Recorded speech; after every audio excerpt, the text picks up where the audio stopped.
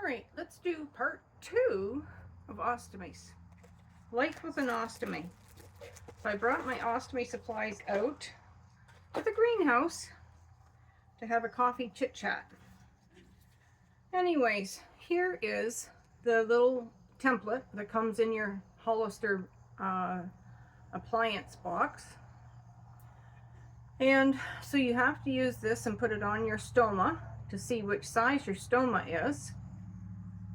Mine is the 25. Anyways, that's what you do. And this is the appliance that goes on your skin. And you have to cut it out. And it has the measurements right on it. So you see the 25 on there. So I cut that ring out to match that. I stick it in my bra or somewhere to heat up because this has kind of like a glue adhesion in here, so I like to warm it up against my skin while I'm doing everything else. So the other thing I like to put in to warm up is there's Econ cohesive seals. These are very expensive, and that's all they are, and they go on my skin around my stoma so that when I put on this, then it squishes onto my skin and seals between this and my skin. And it's just like a little gasket, really. But I like to heat it up, so I stick that in my bra. This I usually stick wherever I can get the most surface area. So I stick it down there. But I trim the little circle first and let things heat up. So then when I'm ready, I've had a shower and I've cleaned up. And this is already trimmed. Then I peel this off, and before that I must admit, to patch up where I have that crease in my skin, I usually look at it and I'll take my scissors,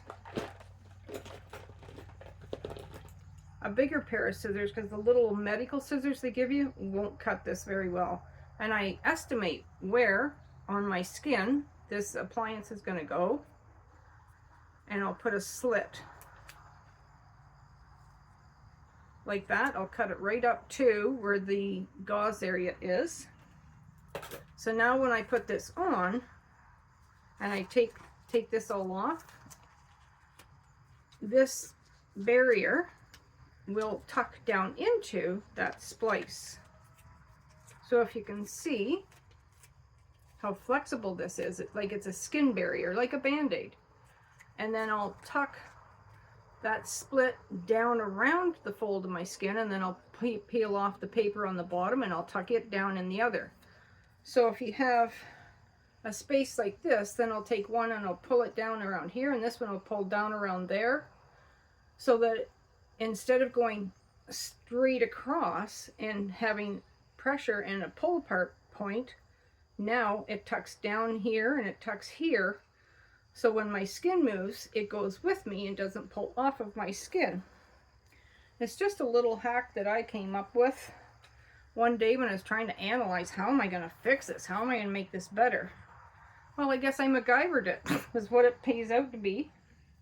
Because that little split allows me to flex it down on my skin and wrap it so it's tight. Then I take medical tape. Of course, I don't have my glasses on. Jackie, get your glasses on, for heaven's sakes.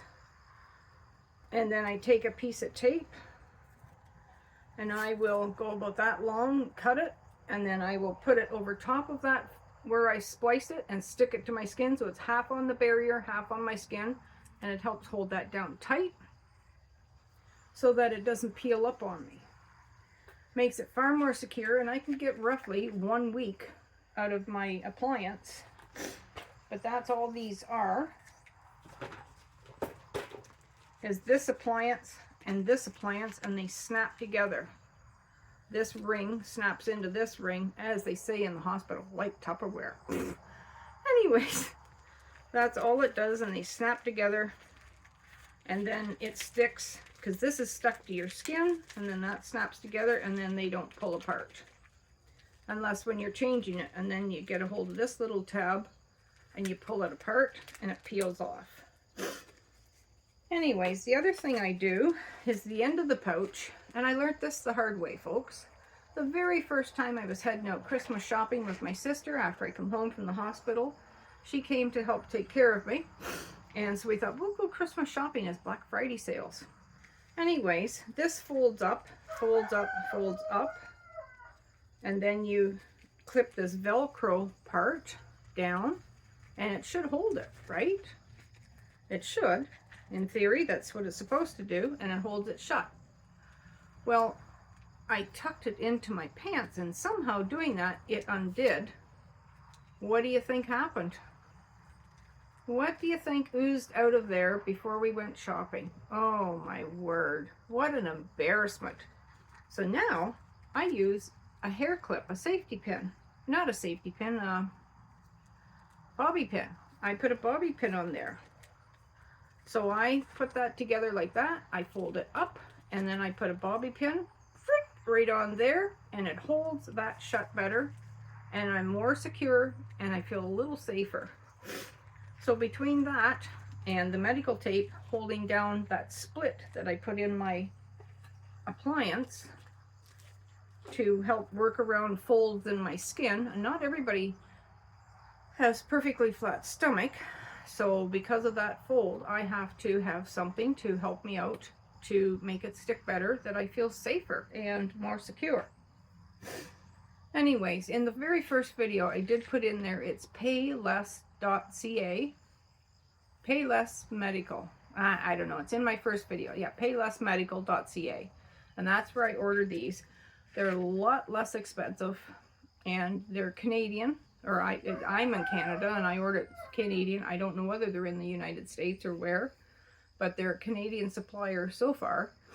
Anyways, it helps me immensely being able to save some money, makes it a little bit less stress-free, a little bit more stress-free is what I meant to say.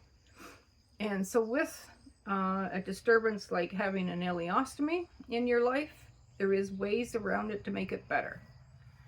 Anyways, if you have any questions, put them in the comments. I'd like to answer them if I can, or whatever.